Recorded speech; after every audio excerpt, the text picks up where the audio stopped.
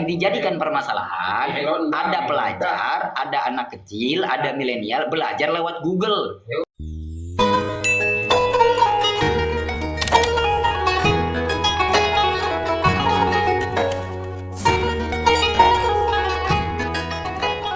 Ustaz. Iya, mohon maaf, tolong dengarkan dulu ya. Iya. Jangan dipotong-potong dulu. Siap. Lanjut.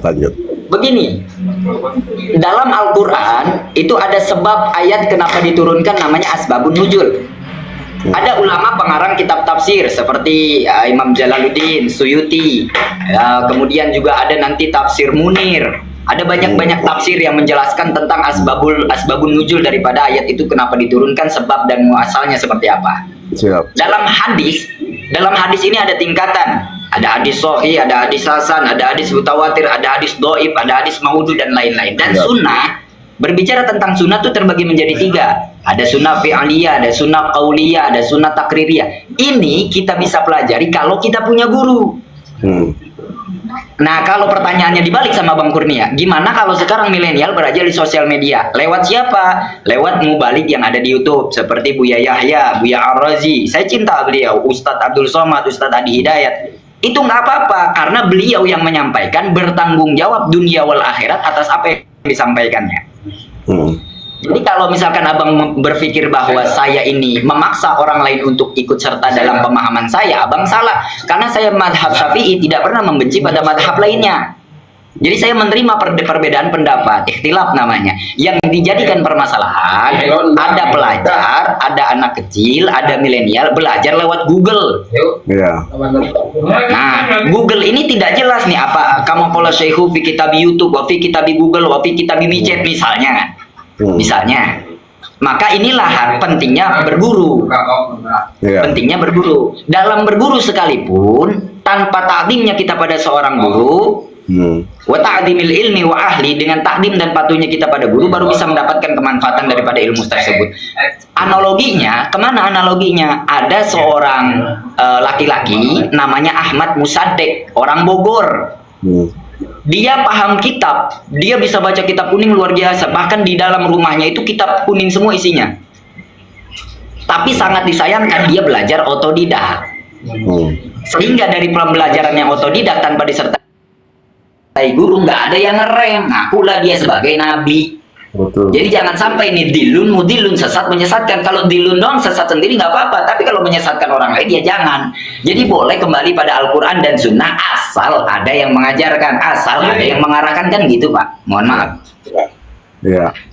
Nah, yang pertama saya koreksi dulu. Saya tidak pernah membantah Pak Ustadz dengan hal yang dibicarakan. Ya. Yang pertama. Terus yang kedua, saya tidak pernah membantah bahwa kita harus memiliki guru. Saya sepakat itu karena saya juga punya guru, ya kan. Yang saya bantah bahwa ketika misalnya kita belajar, tadi saya bilang belajar melalui YouTube dan kemudian itu bersanad di sana, apakah, kan bertanya itu, apakah saya akan kafir atau akan salah jalan seperti yang Pak Ustadz katakan. Itu yang pertama. Terus yang kedua, tidak semuanya, saya pikir kalau kita generalisasi pemikiran kita ini, bahwa ketika saya mendengarkan Ustadz Abdul Somad misalnya, Buya Ar-Razi misalnya, atau kiai-kiai yang lain yang kemudian memberikan suasana keilmuannya ke media sosial seperti yang Pak Ustadz gunakan ini sekarang ini kan, dan kemudian saya memfilterisasi dengan keilmuan saya dan saya melakukan itu, ya kan, apakah saya akan salah jalur atau tidak, kan begitu. Itu pertanyaan pentingnya. Jadi kenapa saya komentari tadi bahwa di zaman modern ini yang kemudian ada yang namanya teknologi, nah itu tergantung orangnya. Apakah justifikasi terhadap keilmuan yang dibenarkan itu benar menurut ulama atau tidak, kan begitu. Ya. Nah, ya kan.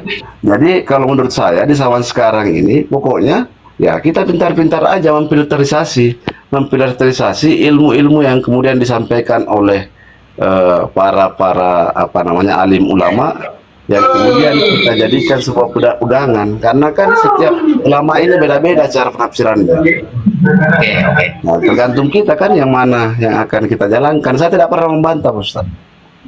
Boleh saya jawab? Ya boleh.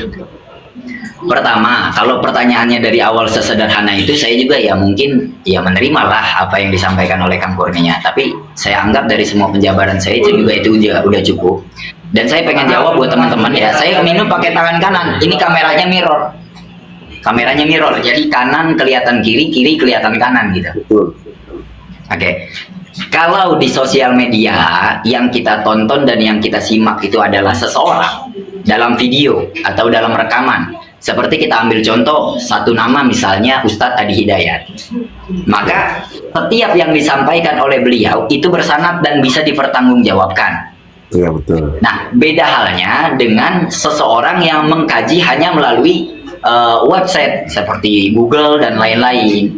Dengan banyaknya apa yang ada di agama kita nih, seperti nanti ada pembagian tentang misalkan kalau membahas fikih itu ada muamalah, munakahat, ya kan? Kemudian juga nanti ada bab ubudiyah. Ini kalau dipelajari sendiri tanpa ada dasar guru bisa salah paham penjelasannya seperti apa. Maka yang saya tidak perbolehkan adalah bersandar pada website. Kalau bersandarnya Baca ya. iya, kalau bersandarnya pada video-video, apalagi memang yang bisa dipertanggungjawabkan ucapannya, ya nggak apa-apa. Memang itulah mempermudah kita loh. Jadi ulama-ulama ini terjun ke sosial media untuk mempermudah kita. Yang kerja nggak sempat ngaji, yang sekolah nggak sempat ngaji, yang di rumah ibu-ibu rumah tangga nggak sempat ngaji, jadi bisa mendengarkan tausiah, mauidhatul hasanah, fatwa hukum yang difatwakan oleh para alimul ulama di sosial media, khususnya di YouTube, gitu. Iya Pak Ustadz. Gitu kan? Jadi, Pak Ustadz, saya bukan orang alim, saya baru belajar juga. Saya senang dengan video-videonya Pak Ustadz, makanya saya komentari supaya saya ini benar pahamannya terhadap statement yang ada di situ Pak Ustadz. Iya. Iya, makasih izin turun. Mungkin Sama-sama. teman-teman yang lain yang mau mendengarkan. Saya juga standby di sini Pak Ustadz mendengarkan ilmunya. Sebenarnya, Bang Kurnia, sebenarnya Ya, saya nggak ada niatan live streaming karena posisi saya bukan di rumah, lagi di tempat di pondok teman saya di Pondok Abitardi. Masya Allah, Masya Allah.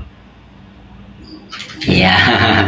Saya lihat-lihat Jadi nanti tadi kalau di rumah. scroll YouTube, nungguin Ya. sholat Isya di Mekah ini, dan lihat Pak Ustadz. Ulang saya senang gitu dengar ininya. Saya belum follow karena kan sekarang sulit pernah didengar itu kan akan muncul terus. Saya sering bagus sih, berani gitu. Anak muda berani komentari pendapat orang. Saya pikir itu sebuah perubahan yang luar biasa. Nah, saya rindu Begini, dari gus-gus berilmu ini yang kecil ini yang berani menentang orang-orang yang arogan yang ternyata salah tapi dibenarkan gitu. Ya, Bang Kurnia. Sebelumnya saya juga salam kenal untuk Bang Kurnia. Doakan kami juga biar bisa ke tanah suci. Amin, amin. Kenapa saya berani over lah dalam keberanian untuk mengomentari banyak orang yang memang menurut saya dan beberapa teman-teman yang ngetek itu di luar dari kapasitas agama. Kayak misalnya ada pembahasan yang menyimpang. Saya itu bukan orang alim, bukan orang yang paham agama banget, dan bukan orang yang paham sama apa yang memang pada agama ini 12 pan ilmunya, enggak. Cuman saya begini, sangat sakit hati ada orang yang mengacak-ngacak Islam dari dalam, tapi nggak ada yang meluruskan. Ada para konten kreator yang sengaja nyari FYP, membuat konten pro kontra, kemudian jadi konsumsi massal, banyak orang yang percaya, meyakini, sehingga melakukan yang padahal itu adalah salah. Termasuk Jadi orang-orang saya yang jajakan ya, coba lihat. Mewakilkan perasaan-perasaan milenial sebenarnya. Iya, betul. Saya sepakat itu. Misalnya 1 tahun silam ada pondok pesantren Al Zaitun, ya, Bang Kurnia tahu? Tahu. Saya punya teman tiktokers yang followersnya udah 2 juta, 3 juta, 1,5 juta, 1 juta, 500.000 followers. Saya kontak mereka, ayo kita bareng-bareng sama-sama gerak masalah Al Zaitun. Ternyata mereka nggak mau. Kenapa betul? Jadi mentalitasnya nggak ada, keberaniannya. Maka saya putuskan pada saat itu saya yang langsung turun, bukan karena memang saya paham dan enggak, tapi karena rasa sakit hati, kok nggak ada sih yang berani maju gitu. Ayo lu maju. Oh iya, saya sepakat itu Ustaz, harus. Ya misalnya gitu, saya kasih contoh satu. Tapi kesaran saya tetap minta saran ke kiai-kiai sepuh, apakah ini boleh dilakukan atau tidak? Karena kalau kita ini kan selalu dianggap tidak beretika karena Betul. melawan. Tapi Bang Kurnia harus tahu bahwa insya Allah dalam semua pergerakan saya, guru saya tahu dan guru saya meridhoi. Kalau nggak meridhoi, saya udah skip. Alhamdulillah, alhamdulillah. Gitu ceritanya. Ini lagi Semangat. cerita aja ya. Semangat. Nah, termasuk ini Bang Kurnia. Saya pengen sharing juga sama Bang Kurnia. Oh, soalnya Bang Kurnia ini orang yang berpendidikan. Ada kasus tahun 2020 di kilometer 50. Di mana 6 orang pengawal ulama.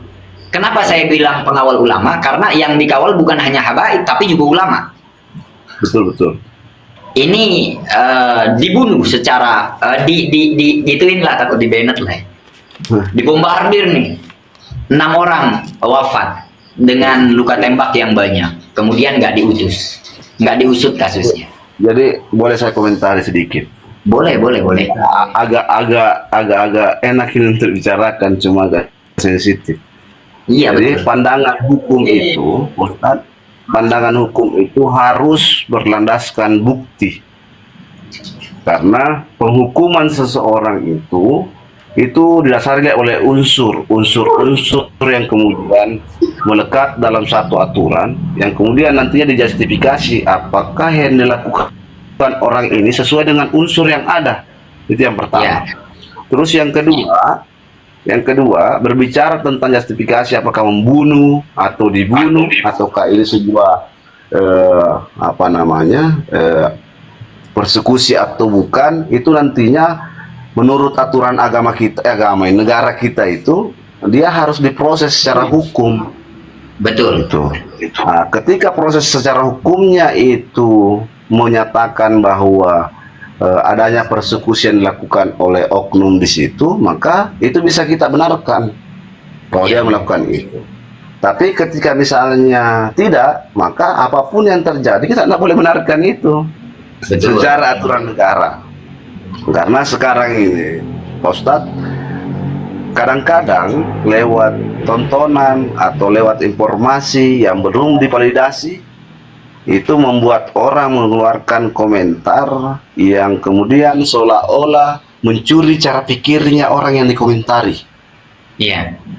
Nah, jadi akhirnya melakukan tindakan memfitnah atau melampaui kejadian aslinya karena analisanya. Nah, jadi kalau yang begitu, kalau justifikasi seorang itu harus hati-hati karena bisa saja kita melampaui batas dan kita terjerat hukum. Caranya mengomentari, Ustaz, kalau sesuatu biar tidak kena hukum itu menjauhkan perkataan dari unsur yang ada dalam pasalnya. Iya. Nah, misalnya nih mau mengatai orang jelek, harus kita bilang dia kurang tampan. Iya. Jadi kan kurang tampan karena tampan ini tidak ada batasnya. Kalau kurang tampan justifikasi orang pasti jelek. Kan begitu. Iya. Kan? Bang Kurnia. Nah, Bukan maksud untuk memotong, tapi karena saya lagi nggak di rumah juga, mungkin live streamingnya harus berhenti dulu. Nanti kita kontek-kontekan aja ya. Kita kontek-kontek dulu. Saya ada Instagram, follow Instagram saya kalau boleh. Nanti saya follow back. boleh Ustaz. Tapi saya bukan Ustaz, saya cuma mau belajar ini memperbaiki diri. Ya, sama, saya juga bukan Ustadz. Iya. Kalau pemahaman saya umum. Iya, siap, Maman. Ya udah kalau gitu makasih banyak Mau buat belajar. hadir ya. Ya. Jazakumullah. Terima kasih Ustaz. Ya, sama-sama. Assalamualaikum.